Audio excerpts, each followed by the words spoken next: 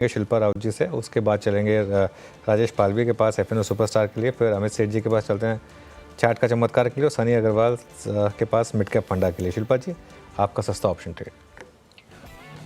जी बिल्कुल अनुज जी, सस्ता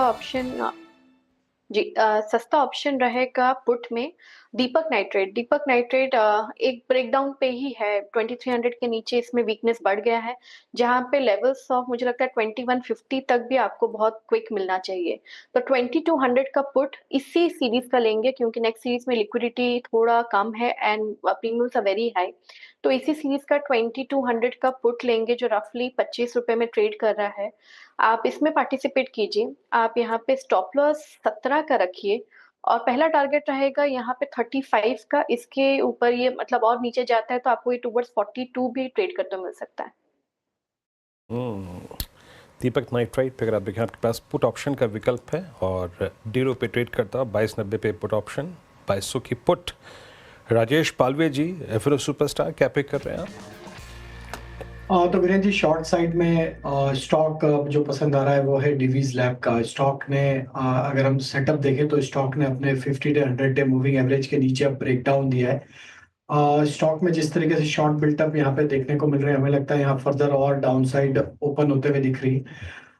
down side के टारगेट यहाँ पे 5490 5470 तक आते हुए दिख सकते हैं। स्टॉप लॉस जो रखना है शॉर्ट करने का वो होगा करीब 5630 के आसपास।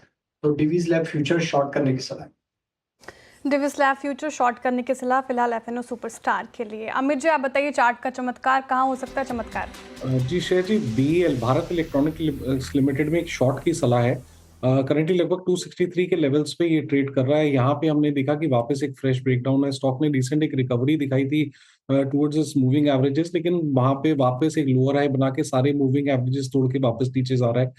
यहाँ पे डाउनवर्ड मोमेंटम है और ओवरऑल स्ट्रक्चर वीक है, तो इसे शॉर्ट करें। 267 का स्टॉप लॉस रहेगा और टारगेट्स रहेंगे 254 रुपए के 254 के।